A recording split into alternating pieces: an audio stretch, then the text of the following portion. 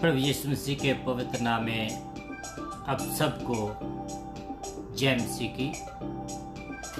और आज हम आपके सामने एक बार फिर खुदा की खिदमत के लिए पेश हैं और खुदावंद से ये निवेदन करते हैं कि खुदावंद ने आपको अब तक सही सलामत रखा हुआ होगा और आप मेरे साथ मिले रहें। और आज जो खुदा का वचन है वो बहुत ज़बरदस्त वचन जो खुदा आपको देने वाला है। तो मैं आपसे निवेदन करूंगा कि आप आखिर तक बने रहिएगा, क्योंकि आज उन बातों को खुदा आपके ऊपर प्रकट करने वाला है जो बातें शायद आपने पहले नहीं सुनी होगी।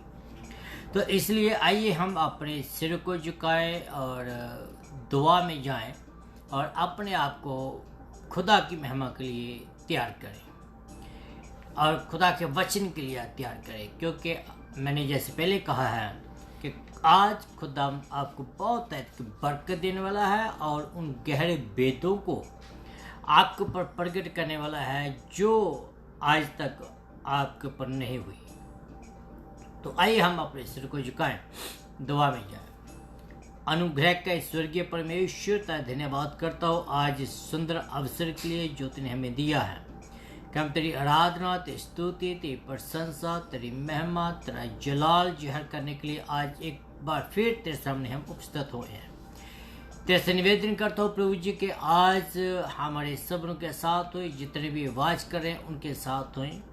और मैं अपने आप को स्पेशली तेरे हाथ में देता हूँ। मेरे प्रभु जी गलों का तो जुम्मा ले, मेरे होठों का जुम्मा ले और पिता परमेश्वर मुझे अपने पवित्र आत्मा की ताजगी दीजिए, ताकि मैं तेरे पवित्र आत्मा में होकर जो कुछ बोलूँ तेरे में होकर बोलूँ।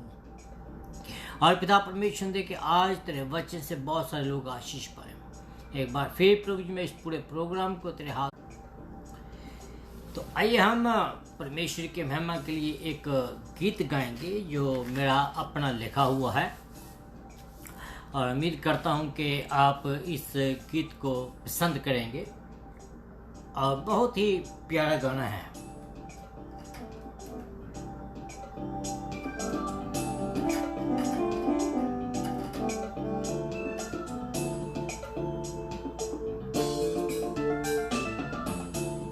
जो जप दिन नाम खुदा दा जिस बरकत दंदाए, जो जप दिन नाम खुदा दा जिस बरकत दंदाए, हालेलुया बरकत दंदाए, होसना बरकत दंदाए।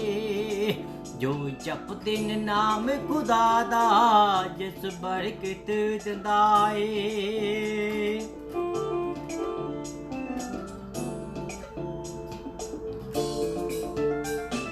सदरे कमेश के अबदे ने गूनू अग विच उन्हें न सड्डिया, सदरे कमेश के अबदे ने गूनू अग विच उन्हें न सड्डिया। भुखियां सहेरा दनी एल दी वल वेखो ना तकिया, भुखियां सहेरा दनी एल दी वल वेखो ना तकिया। जो पढ़दा ए कलाम नू, जो पढ़दा ए कलाम नू यो सिखिया पाउंदा ए। जो जपदे ने नाम खुदा दा जिस बरकत दंदा ए, जो जपदे ने नाम खुदा दा जिस बरकत दंदा ए, हालेलुया बरकत दंदा ए, होसना बरकत दंदा ए। 12 साल दी बीमार औरत यीशु कोल सी आई, 12 साल दी बीमार औरत यीशु कोल सी आई। डॉक्टर वैदा कोल जा सारी पूंजी सी गवाई, डॉक्टर वैदा कोल जा सारी पूंजी सी गवाई। उन दिल विच सी तकिया, उन दिल विच सी तकिया, पल्ला सू सफा पाऊंगी। जो जपदे ने नाम खुदा दा जिस बरकत दंदा ए, जो जपदे ने नाम खुदा दा जिस बरकत दिंदा ए हालेलुया बरकत दिंदा ए होसना बरकत दिंदा ए। अब्राहम दी पाक खुदा ने प्रिखिया वेखो लई लै तुरया ओ बच्चा कोई फिर बकरी ना लई लै तुरया ओ बच्चा कोई फिर बकरी ना लई। रख दिल विच ये ईमान रख दिल विच ये ईमान ओ करू महैया ए। जो जपदे ने नाम खुदा दा जिस बरकत दिंदा ए जो जपदे ने नाम खुदा दा जिस बरकत दिंदा ए हालेलुया बरकत दिंदा ए होसना बरकत दिंदा ए। जद औखी पढ़ी चो लंघदा वल यीशु दे तू तकदा जदों औखी पढ़ी विच लंघदा वल यीशु दे तू तकदा वल यीशु दे तू तकदा यूनस बरकत पाउंदा ए।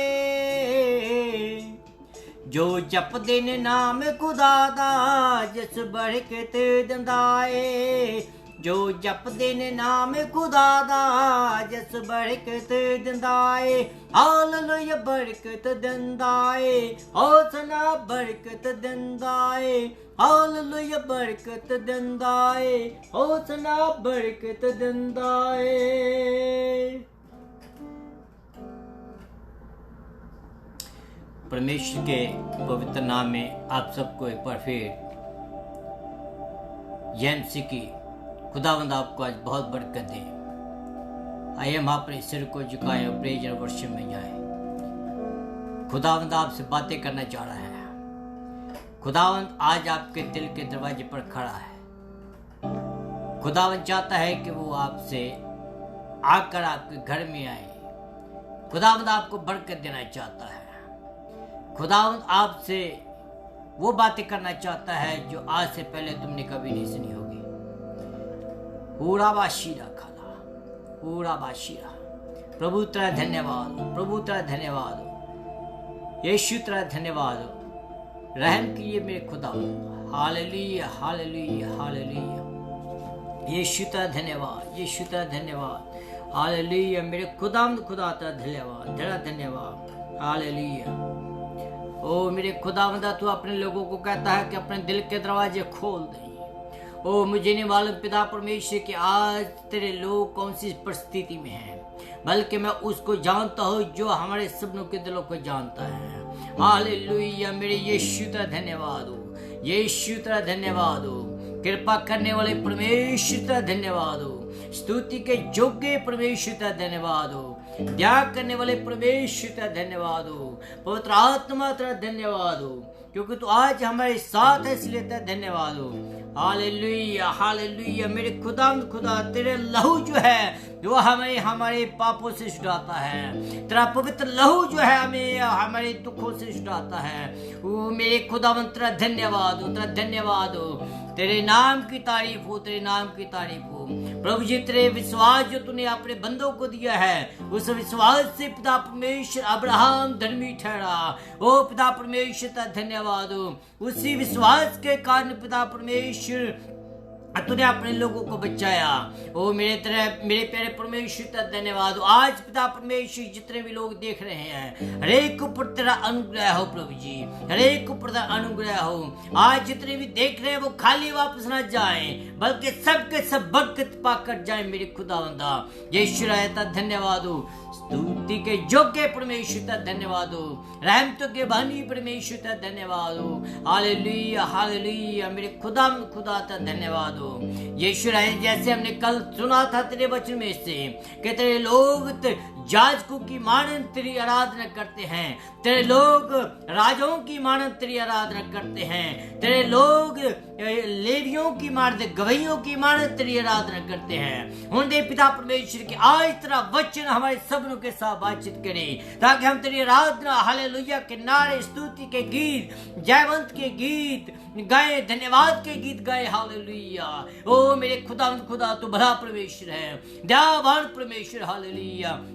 राजाओं के राजा तू भला परमेश्वर है। आज पिता परमेश्वर तेरा सामर्थी हाथ तेरे लोगों पर हो, तेरा पवित्र आत्मा बड़ी कुव्वत से उतरे मेरे खुदावंद। हालेलुया। जिससे तेरे नाम को महिमा मिले, तेरे नाम को जलाल मिले।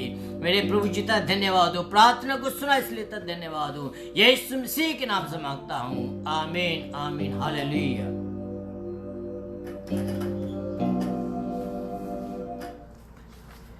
मेरे जीजो, यस मैंने आपको पहले बता चुका हूँ, और खुदावंत का जो वचन है वो हमारे से बातचीत कर रहा है इन दिनों में। और आज जो खुदा का वचन जो हमें मिला है, जैसे कि हम लगातार प्रकाशित वाक्य की जो किताब है उसको पढ़ रहे हैं, और आज हम 5वें अध्याय के अंत को ख़त्म करेंगे और 6वें अध्याय में जाएंगे। लेकिन मैं आपके सामने जो 6वां अध्याय है उसको पढ़ूंगा कि खुदावंद जो है आज हम सबनों के साथ क्या बातचीत करता है।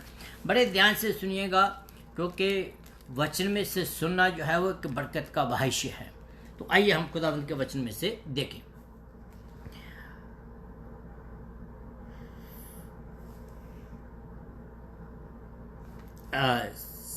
सात अध्याय।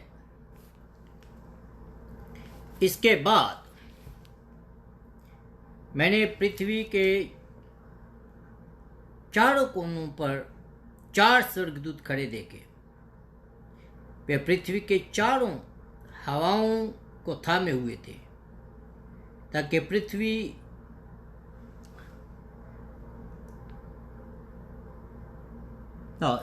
we are going to say chapter 6. Okay. फिर मैंने देखा कि मेमने ने उन 7 मोहरों में से एक को खोला, और उन 4 प्राणियों में से एक का गर्जन का सा शब्द सुना। मैंने दृष्टि की और देखो एक सफेद घोड़ा, और उसका सवार धनुष लिए हुए है, और उसे एक मुकुट दिया गया है, और वह जय करता हुआ निकला और जय प्राप्त करे। जब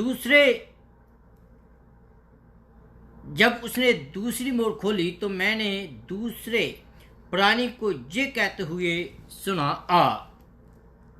फिर मैंने एक और घोड़ा निकला जो लाल रंग का था, और उसके सवार को ये अधिकार दिया गया था कि पृथ्वी से मेल उठा ले, ताकि लोग एक दूसरे का वध करें, और उसे एक बड़ी तलवार दी गई। तब उसने तीसरी मोहर खोली, तो मैंने तीसरी प्राणी को ये कहते हुए सुना,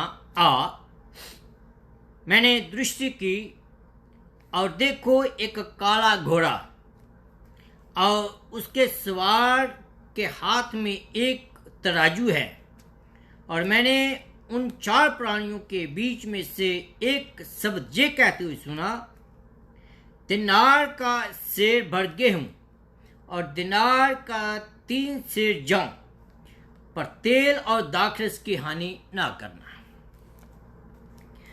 जब उसने चौथी मोहर खोली, तो मैंने चौथी प्राणी का ये शब्द कहते हुए सुना,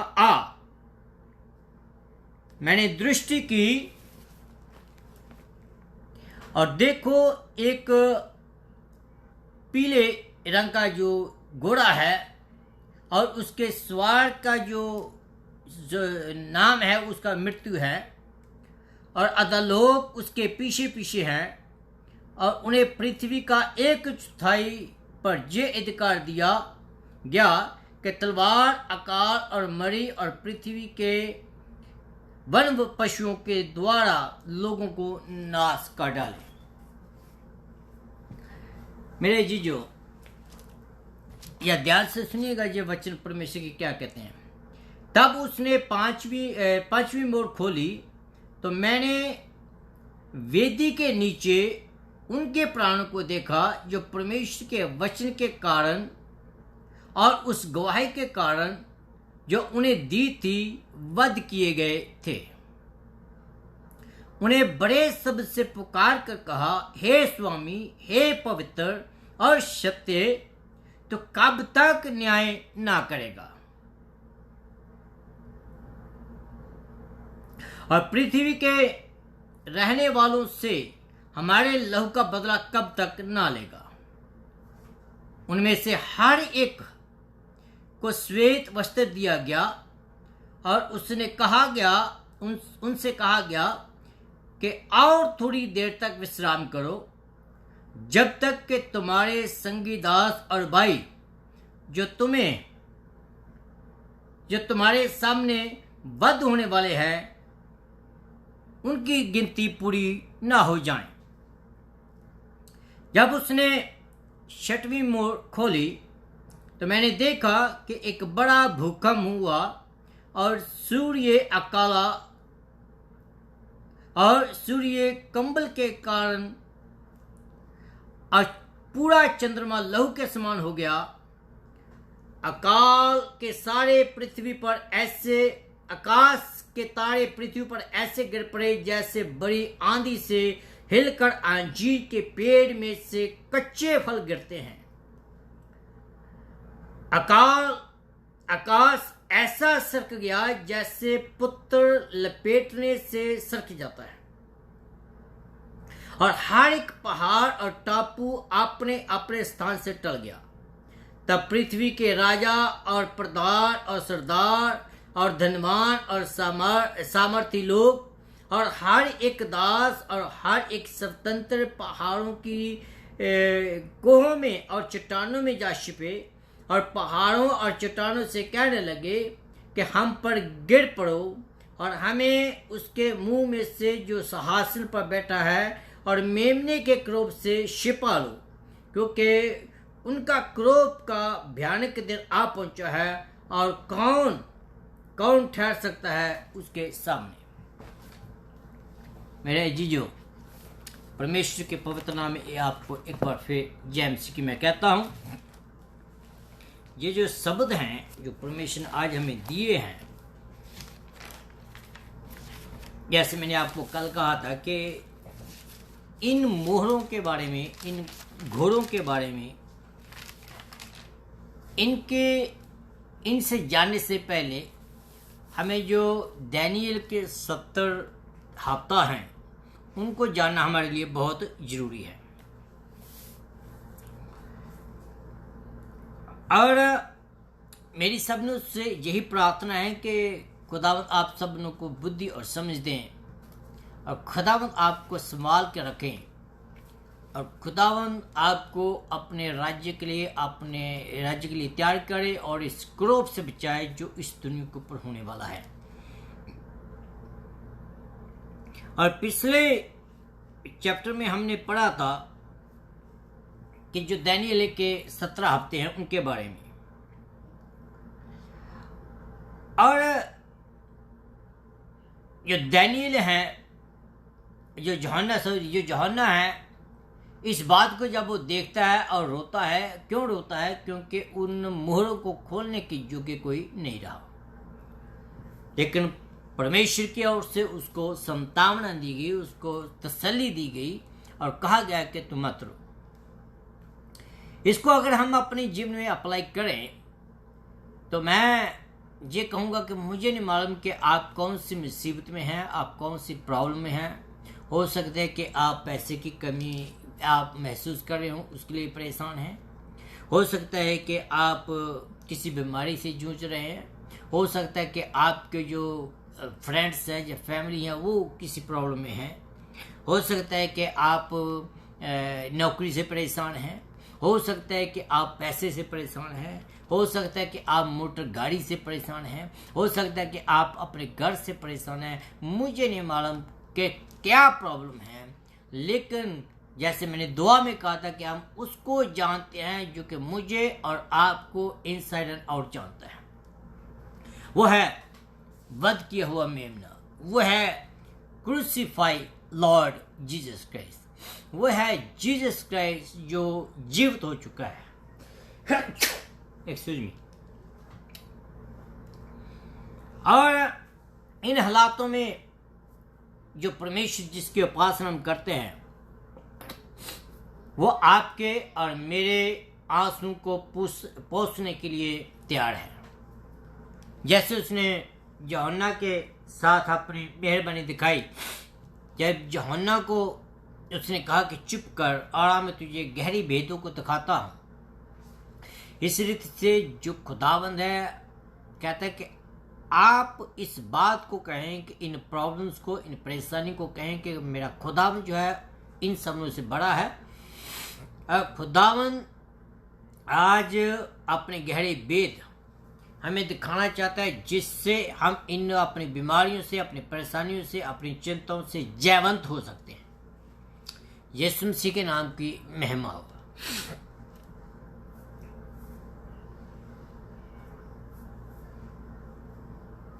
वचन में लिखा गया है कि तेरे लोग और तेरे पवित्र नगर के लिए 70 जो हफ्ता है वो ठहराए गए हैं। और इसका मीनिंग है उनके अंत तक अपराध का होना बंद बहुत जरूरी है। मैं आपको डिटेल में आगे जाकर बताएंगे, लेकिन मैं आपको ये पिछली बातों को रिव्यू कर रहा हूं। पापों का अंत होना बहुत जरूरी है और अधर्म का प्रायश्चित होना बहुत जरूरी है और जुग न जुग की धार्मिकता का प्रकट होना भी बहुत जरूरी है। और जो दर्शन की बात है जो यूहन्ना को मिला और भविष्यवाणी की जो शाप लगी है उसके बारे में हम आगे जाकर देखेंगे कि परम पवित्र का अभिषेक होना भी बहुत जरूरी है। ये दानियेल की किताब में से मैं आपको बता रहा हूं कि ये सब कुछ दानियेल की किताब में बताया गया है। तो जब हम रेवलेशन की किताब उसका 6 अध्याय से लेकर 19 अध्याय तक की जो बातें हैं वो सब जो है वो दानियेल के 70 जो हफ्ते हैं उनमें बताई गई है। आप दानियेल की किताब के जो 9वां अध्याय है उसको पढ़ सकते हैं, उसमें आपको ये सब कुछ मिल सकता है। जैसे मैंने कल बताया था कि जो दानियेल है जब वो बंदी बनाकर लिया गया था उस समय वो नौजवान था और जब इसको ये विजन मिला वो अब 88 का हो चुका है, 68 का हो चुका था, काफी बुजुर्ग हो चुका था। और इसके बीच में खुदावंद ने उसके साथ बहुत सारी बातें की। तो इस दर्शन को जब दानियेल ने देखा तो वो प्रार्थना कर रहा था और प्रार्थना मुझे ऐसा लगता है कि वो प्रार्थना यीशु मसीह के आगमन के बारे में बात कर रहा था कि खुदावंद का राज्य जो है वो जल्दी आ जाए। इसके बारे में 6 बातें हमें मिलती हैं जो मैं आपके साथ शेयर करना चाहता हूं। पहली बात यह है कि जैसे मैंने कहा कि अपराध का होना बहुत जरूरी है। किसका अपराध? किसके पापों की बात कर रहा है? दानियेल अपने पापों की बात कर रहा है या यूहन्ना के पापों की बात कर रहा है, या वो मेरे और आपके पापों की बात कर रहा है? दानियेल जो देखता है वो सीधे सीधे शब्दों में हमें मिलता है। रोमियो की किताब उसका 11 अध्याय उसके 26 और 27 आयत में लिखा है कि सारा इस्राएल उधार पाएगा। सारा इस्राएल उधार पाएगा। इट मीन्स के वो यहूदियों के अपराधों की बात कर रहे हैं। यहूदियों का अपराध होना बंद होना बहुत जरूरी है। दूसरी बात की है कि पापों का अंत अर्थात शैतान का बंदी किया जाना। यीशु मसीह के आगमन से पहले ये बातें जरिए होनी बहुत ही जरूरी है। पहली बात कि अपराध का होना बंद और दूसरा कि शैतान का बंद किया जाना। फिर तीसरी बात जो हमने पहले देखी थी कि अधर्म का प्रायश्चित होना भी बहुत जरूरी है। मसीह को त्यागने के कारण ये अधर्म हुआ था यहूदियों से। मसीह को तिरस्कारने से, उसको एक्सेप्ट ना करने से ये गुनाह यहूदियों से हुआ था। जब यहूदी फिर मसीह को ग्रहण करेंगे और उसकी ओर ताकेंगे वो और विलाप करेंगे, तब उन्हें ये अनुभव होगा, और मैं दाऊद के घराने और यरूशलेम के निवासियों पर अपना अनुग्रह करूंगा। ये बाइबल की बातें जो मैं आपको बता रहा हूं। और फिर कहता है कि मैं उनके ऊपर प्रार्थना करने वाली आत्मा को उड़ेलूंगा। और फिर कहता है कि जब वो मुझे ताकेंगे और वो लोग जिन्हें मुझे बेदा है वो मुझे एक्सेप्ट करेंगे, और वो रोएंगे जैसे एक इकलौते पुत्र के लिए अपनी मां अपना उसका बाप रोता है। चौथी बात का जो होना है वो जरूरी है यीशु मसीह के आने से पहले, वो है धार्मिकता का प्रकट होना। अगर आप हबक्कूक की किताब उसका 2 अध्याय उसकी 14 आयत में पढ़े तो उसमें लिखा है ये बातें कि धार्मिकता का प्रकट होना बहुत जरूरी है। 5वीं आयत, दर्शन और भविष्यवाणी पर मोहर लगाना बहुत जरूरी है। उस समय परमेश्वर के साथ जो अटूट जो संबंध होने के कारण दर्शन की जो जरूरत नहीं होगी। परमेश्वर के साथ जब लोगों का अटूट संबंध बन जाएगा, उस समय दर्शनों की जरूरत नहीं होगी, क्योंकि वो दर्शन देने वाला उनके साथ होगा, उनके बीच में होगा। और आखिरी बात जो मैं आपको बताना चाहता हूं, जो उसके आने से पहले बहुत सारी बातें जो लेकिन मैंने कुछ चुनी हुई बातें आपके सामने रख रहा हूं। परम प्रधान का अभिषेक किया जाना। मसीह के 1000 साल के राज्य को जो समय है उसके बारे में ये बात कर रहा है, और उसका राज्य है जो वो सदा सदा तक जो वहां स्थिर रहेगा। यरूशलेम से वो राज्य करेगा, और वो अपने जब वो मंदिर बनेगा, उस मंदिर के बनने के बाद वो अपना सिंहासन वहीं स्थापित करेगा, और वो हमेशा हमेशा तक राज्य करेगा। ये थी दानियेल की जो भविष्यवाणी। लेकिन जब हम 6वें अध्याय में आते हैं, उनमें हम मोहरों के बारे में बात करते हैं, देखते हैं मोहरें कैसे खुलती हैं, और फिर ये देखते हैं कि उनके ऊपर जो घोड़े हैं, घोड़ों का क्या मकसद है, ये मोहरे जो हैं वो क्या है। जैसे मैंने कल कहा था आपको कि इन मोहरों को सिर्फ वही खोल सकता है जो बहुत नजदीकी का हो, और परमेश्वर ने हमें अपने लहू से खरीदा है, हम उससे बहुत करीब हो चुके हैं, और प्रभु यीशु मसीह ही एक है जो इन मोहरों को खोल सकता है। पहली बात हम देखते हैं कि जब उसने क्या देखा है, कहता है कि उसने एक सफेद घोड़ा देखा है, चिट्टा घोड़ा देखा है। मेमने ने उन 7 मोहरों में से एक को खोला, और चारों प्राणियों में से एक का गर्जन सा शब्द सुना, क्या कि आ। ये बुहलाहट जो है वो किसकी थी? क्या ये यूहन्ना को बुला रही थी? मुझे ऐसा नहीं लगता है। क्यों? क्योंकि यूहन्ना तो ऑलरेडी वही था, और फिर वो कहता है कि वह श्वेत घोड़सवार को जो वो बुला रहा था, जो चीटा घोड़ा था, तब वो जब उसको बुलाया उस घोड़सवार को, तब वो घोड़सवार जो है वो आया। फिर क्या कहता है? कहता है कि जब वो उस घोड़सवार को मैंने देखा तो मैंने दृष्टि की। क्या देखा उसने? कि एक घोड़सवार है और उसके हाथ में एक क्या है? धनुष है। उसके हाथ में क्या है? धनुष है, और उसके उसको एक मुकुट दिया गया।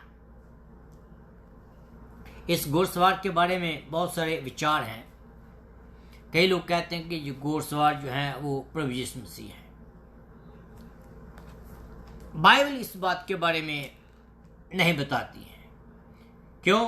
क्योंकि प्रभु यीशु मसीह ऑलरेडी वहां मौजूद थे और सब मोहरें जो थी, मोहरे वाली किताब जो थी वो यीशु मसीह के हाथ में थी और उसको उसने पकड़े हुआ था और उसको एक एक करके वो खोल रहा था। तो इट मीन्स कि वो यीशु मसीह नहीं था। लेकिन ये कौन था? फिर यीशु मसीह नहीं था, यूहन्ना नहीं था, कोई एंजल नहीं थे, तो ये कौन था? इसका उद्देश्य क्या था उस श्वेत घोड़सवार का? उसके पास जो धनुष था, लेकिन उसके पास तीर नहीं थे चलाने के लिए। इस बात को समझने के लिए क्या है कि वो अकेले धनुष को क्या करेगा। इट मीन्स कि जैसे कि संसार के लिए शांति का पैगाम वो ले रहा था।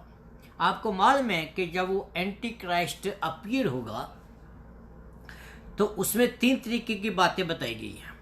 जहां वो बताया गया कि उसके पास धनुष है, तीर नहीं है। ठीक है, अगर आदमी जंग के लिए जाता है तो उसको पास धनुष अकेला क्या करेगा?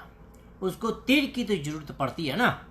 तो ये जो आदमी है लुक लाइक वो शांति का पैगाम ला रहा है। तो जो शैतान है, जो एंटी क्राइस्ट है, जब वो अपीयर होगा तो अपीयर होने से क्या होगा कि पहले 3.5 साल, जो 7 साल का समय होगा, मैं ट्रिब्यूलेशन की बात कर रहा हूं, कि जो पहले 3.5 साल है उसमें वो शांति का पैगाम देगा और सबके सब ये कहेंगे हाँ भी यही मसीहा है, यही शांति का करता है। और कहता है कि वहां कोई लड़ाई नहीं होगी। बिल्कुल सब जो अरब देश के लोग हैं जो इसराइल को तबाह करने के लिए सोच रहे हैं, ये जो आदमी हैं ये सबनों को मिलकर, सबनों को साथ लेकर इसराइल के साथ जो है शांति का पैगाम देगा और इसराइल के साथ क्या करेगा? संधि बनाएगा, एक पीस बनाएगा, जिससे कि वो अपने जो स्टैब्लिश अपने आप को कर सके। दूसरी बात इसके बारे में हम देखते हैं कि he is the man of power. उसके पास पूरी पावर होगी और ही इज स्ट्रॉन्ग आइडेंटिटी। और हम देखते हैं कि जितने भी लोग हैं, जितने भी देश हैं, जितने भी नेशंस हैं, सब के सब उसको ये पावर देंगे, सब के सब उसके सामने दंडवत करेंगे, सब के सब उसको प्रमोट करेंगे इस बात के लिए। और इस बात के ऊपर क्योंकि उस समय में इतनी प्रॉब्लम होगी कि हर कोई इस बात से तंग आ चुका होगा और सब के सब ये कहेंगे भैया कोई ना कोई जहाँ कोई हल होना चाहिए। और ये जो आदमी है, जो एंटी क्राइस्ट है, ये जब आगे बढ़ेगा और इसको जो फुल अधिकार देंगे कि you go and you make the peace with Israelites. Okay, now तीसरी बात उसमें हमें बताया गया है कि ये जो आदमी है एक प्रेटेंड करने वाला आदमी है। जो बातें वो करता है वो है नहीं, जो वो शांति का लिबास उसने पहना हुआ है वो है नहीं, जो अपने आप को वो प्रमोट करता है कि मैं एक शांति का संदेश लेकर आ रहा हूं, लेकिन वो है नहीं। उसका उद्देश्य जो है उसके बीच में छिपा हुआ है। उसका चेहरा तो कुछ अलग बताता है लेकिन उसके अंदर कुछ और है। आज भी हमारे जीवन में बहुत सारे ऐसे लोग मिलते हैं जो अपनी ताकत से, अपने पैसे की ताकत से और ऐसे प्रेटेंड करते हैं कि वो एक बहुत ही नेक आदमी है, लेकिन वो अपने इस झूठे नकाब के बीच में कुछ और छिपे हुए होते हैं। और इसको पास एक मुक्त हैं और ये विजय है और विजय प्राप्त करने जा रहा है। He already got the authorization from the Arab countries So he is going to make the peace with Israelites, and then after that what will happen? He is going to be victorious,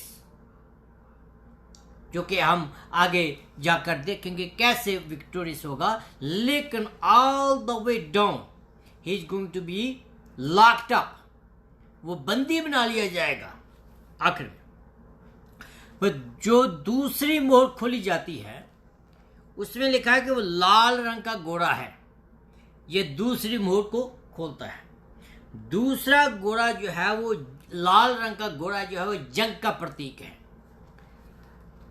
लाल रंग का घोड़ा, उसके हाथ में तलवार है. वो तलवार जो है लहू से भीगी हुई है. और ये जो बात है ये तब होगी जब जो पहले का जो पीरियड है 3.5 साल का जो पीरियड है वो खत्म हो जाएगा. और 6वें और 7वें पद में जो लिखा है कि वो संसार से शांति को उठा लेगा. What he will do? He will take the peace away from the world. Why?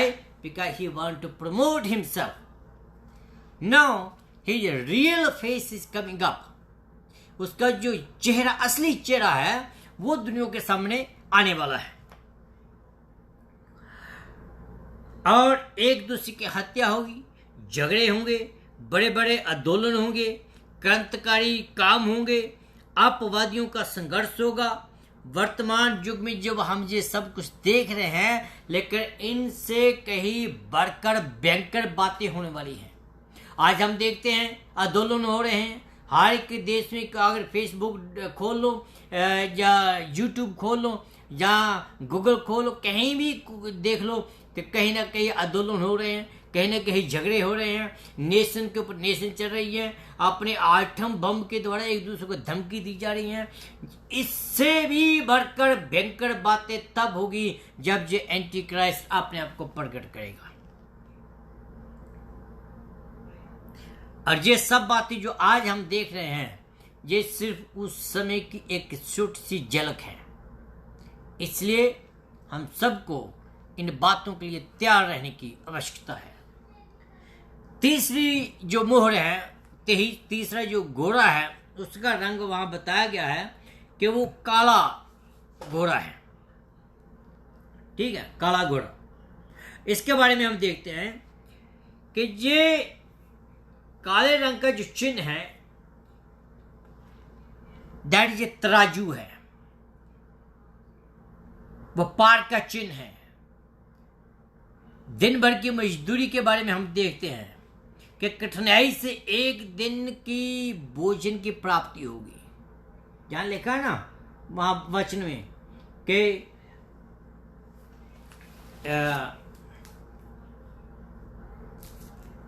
लिखा कि दिनार का सेर भर गेहूं, एक दिनार का सेर भर गेहूं और दिनार का 3 सेर जौ वो मिलेगा. Meaning that is something is going to happen very tremendously.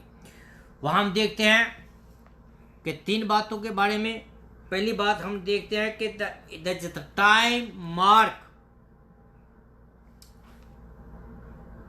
Shortage, जहां बहुत सारी शॉर्टेज होने वाली है, जहां अकाल पड़ने वाला है, जहां महामारी होगी, जहां इतनी बर्बादी होगी कि लोग, जैसे वचन में पढ़ा है कि एक दिन की जो मजदूरी है उससे सिर्फ एक तोला जो गेहूं का मिलेगा. जस्ट थिंक अबाउट दैट कि आज के दिन में 1 किलो गेहूं या 1 किलो चावल जो है सिर्फ वो पूरे परिवार का बड़े मुश्किल से गुजारा होता है. Think about that, what is going to happen. और मैं आपको डरा नहीं रहा हूं, लेकिन मैं आपको ये तसल्ली दे रहा हूं इस बात के लिए कि जो कलीसिया है, कलीसिया इन दिनों से पहले ही उठा ली जाएगी. कलीसिया जो है इस समय से गुजरने वाली नहीं है. अगर आप और जहां और आपका रिश्तेदार, जहां आपके जो चाहने वाले हैं, अगर वो इस कलीसिया में शामिल नहीं हुए हैं और आप उनके लिए चिंता करते हैं, आप चाहते हैं कि वो बच जाएं, तो ये संदेशा उन तक पहुंचाएं कि ये बातें होने वाली हैं और इससे बेहतर हैं कि आप प्रभु यीशु मसीह को ग्रहण कर लें और आप इन बातों से इन बातों का आपको कोई इफेक्ट नहीं होगा, क्योंकि आप परमेश्वर के साथ स्वर्ग में उठा लिए जाएंगे। दूसरी बात हम ये पहली बात हम देखते हैं कि शॉर्टेज के बारे में हम देखते हैं। फिर दूसरी बात हम देखते हैं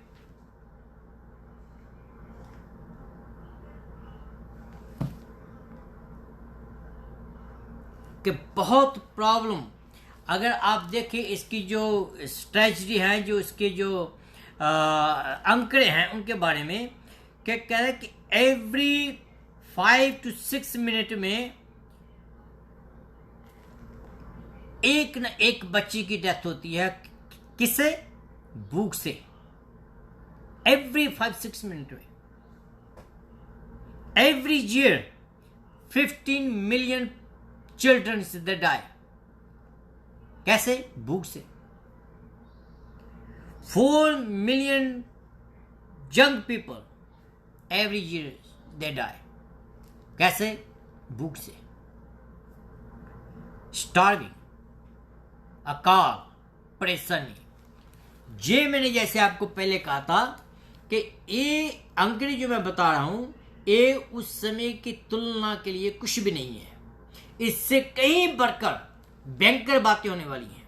और ये सब जो है, ये काला घोड़ा जो है, जो जब तीसरी मोड़ खोली जाएगी तब होगा।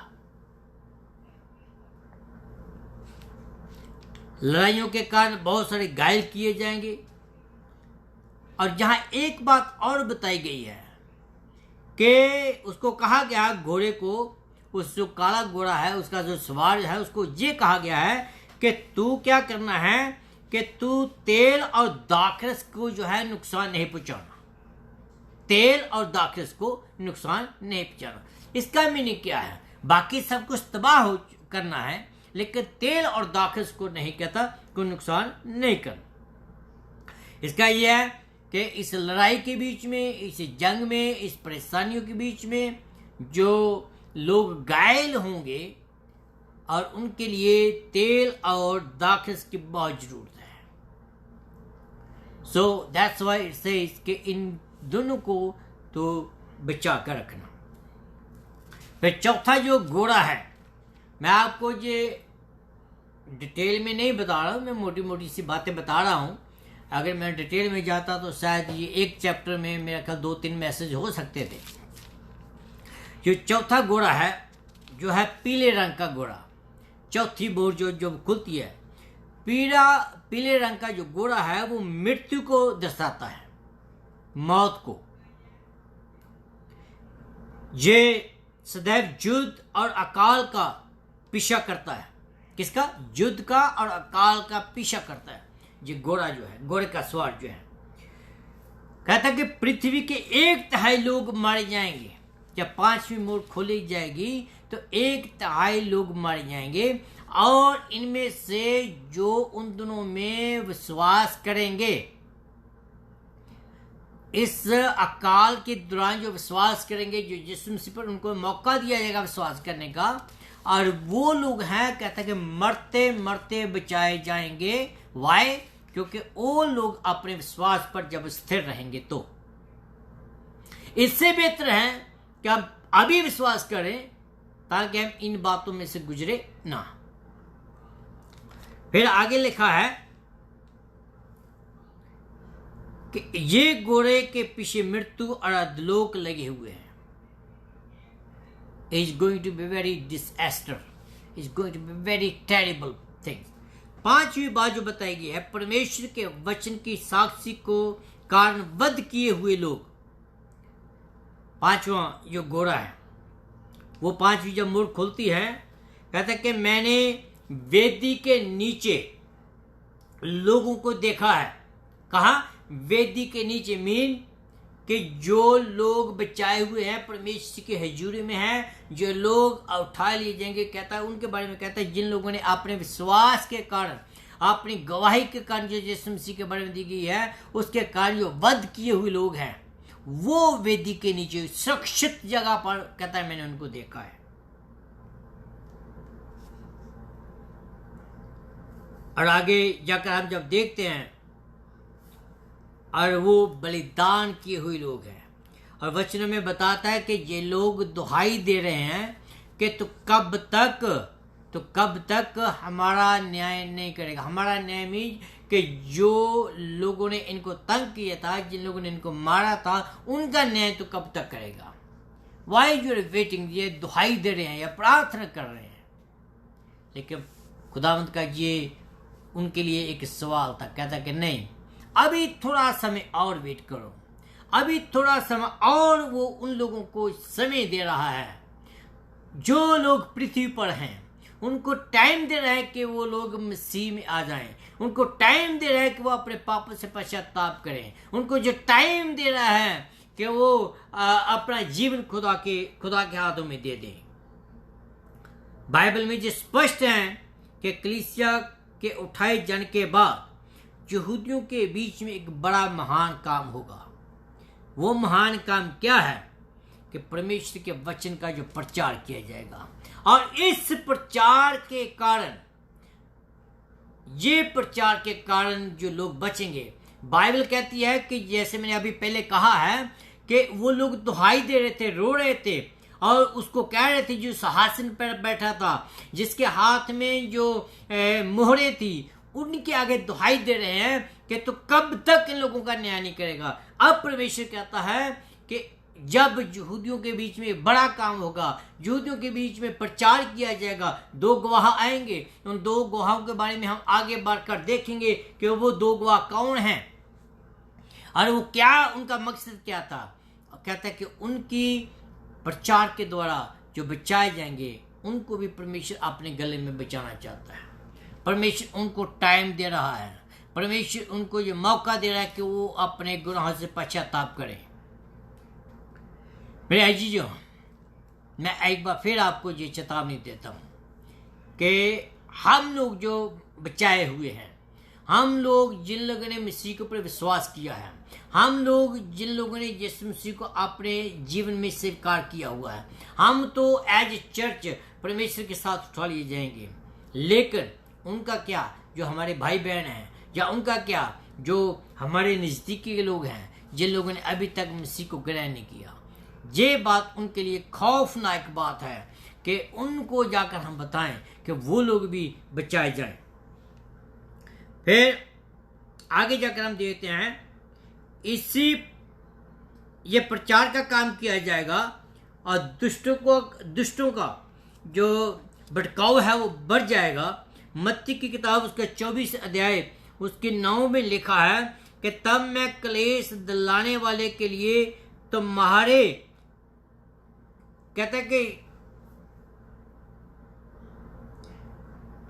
कहता है कि उन दिनों में जब वो प्रचार होगा, कहता है कि उन दिनों की बात करता है कि आपको बहुत सारे क्लेश देने वाले होंगे, आपको बहुत सारे पकड़ने वाले होंगे।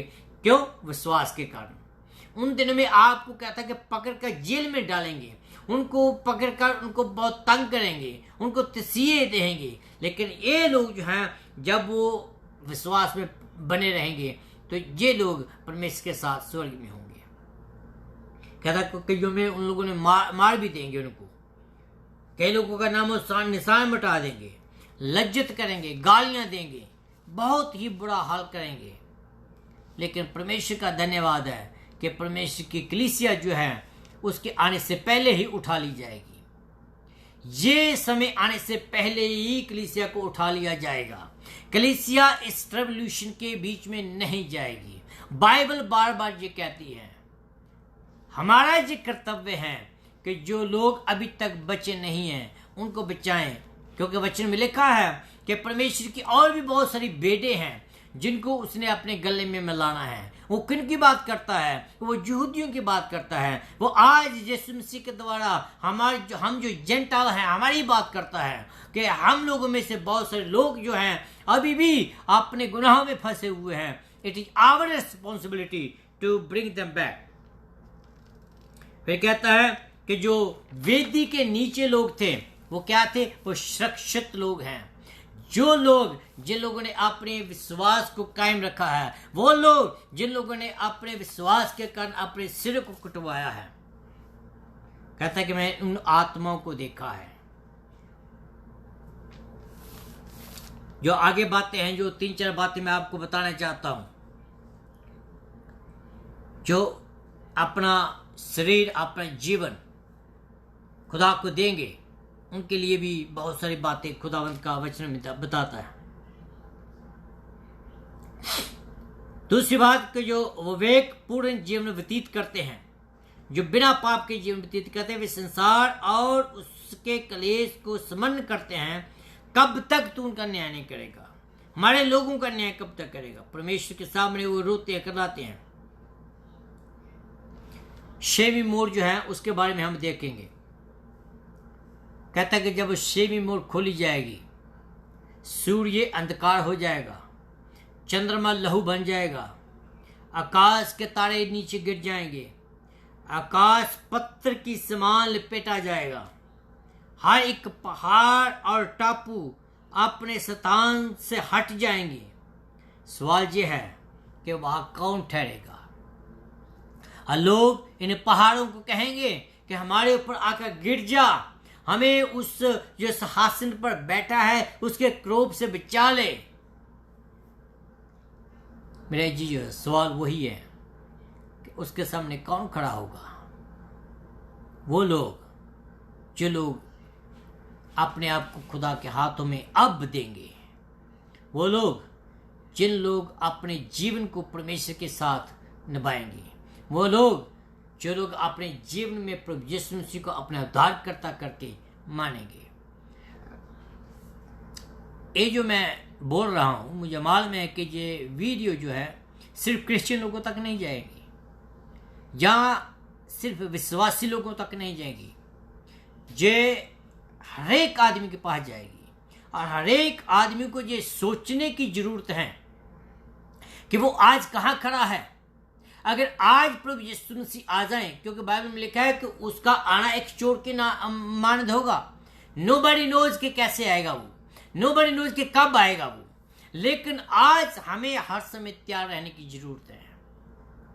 जिन लोगों ने अभी तक यीशु मसीह को कबूल नहीं किया है, मेरा हृदय उनके लिए तरसता है, मेरा हृदय उनके लिए रोता है, मेरा हृदय उनके लिए तड़पता है। क्यों? क्योंकि मैं नहीं चाहता हूं कि वो लोग इस परेशानियों में से गुजरे, वो लोग इन मुश्किलों में से गुजरे, वो लोग इन सताओं में से गुजरे। लेकिन परमेश्वर ने अपाव किया है। परमेश्वर चाहता है कि हर एक जन जो है अपने गुनाहों से पश्चाताप करे। इसलिए परमेश्वर उन रूहों को कहता है कि ठहरो, रुक जाओ, क्योंकि तुम्हारे और भी बहुत सारे भाई लोग हैं जिनको अभी हमने बचाना है। परमेश्वर अभी भी आपको मौका दे रहा है। अभी भी परमेश्वर आपको ये कह रहा है कि मैं द्वार पर खड़ा हुआ हूं, मैं द्वार पर खड़ा होकर खटखटा रहा हूं। वो कहता है कि मेरे लिए दरवाजा खोलो, कहता है कि मैं अंदर आना चाहता हूं, वो कहता है कि मैं अंदर आकर तुम्हारे साथ संगति करना चाहता हूं, वो कहता है कि मैं आपके साथ संगति करना चाहता हूं। इतना नहीं, वो कहता है कि जो जा पाए उसको मैं अपने साथ अपने सिंहासन पर बिठाऊंगा। मेरे अजीजों, परमेश्वर आपकी चिंता करता है, परमेश्वर आपको मोहब्बत करता है। परमेश्वर का प्यार बहुत महान है। चाहे किसी भी जो जात के क्यों ना हो आप, किसी भी विश्वास के क्यों ना हो आप, किसी भी नेशन के क्यों ना हो, किसी भी भाषा की क्यों ना हो, परमेश्वर हर एक से प्रेम करता है। परमेश्वर हर एक को बचाना चाहता है। Now it is your turn. अब आपकी बारी है कि आप उसको कैसे रिस्पॉन्स देते हैं, आप उसको अपने जीवन में स्वीकार करते हैं या नहीं करते। परमेश्वर आप सबको बरकत दे। ये सवाल वही है कि आप उसके सामने कब खड़ा होना चाहेंगे? क्या आप कलीसिया के साथ उसके सामने जाना चाहेंगे कि या इस कलेश के बीच में होकर गुजर कर जाना चाहेंगे? परमेश्वर आपको बरकत दे। परमेश्वर आपको ये मन दे कि इन बातों को सोचें, इन बातों को समझें और इन बातों पर विचार करें और अपना मन जो है वो परमेश्वर को दे दें। खुदावंद आप सबको बरकत दे। आइए हम प्रार्थना में जाएं। अनुग्रह का ईश्वर के परमेश्वर का धन्यवाद करता हूँ आज के सुंदर अवसर के लिए।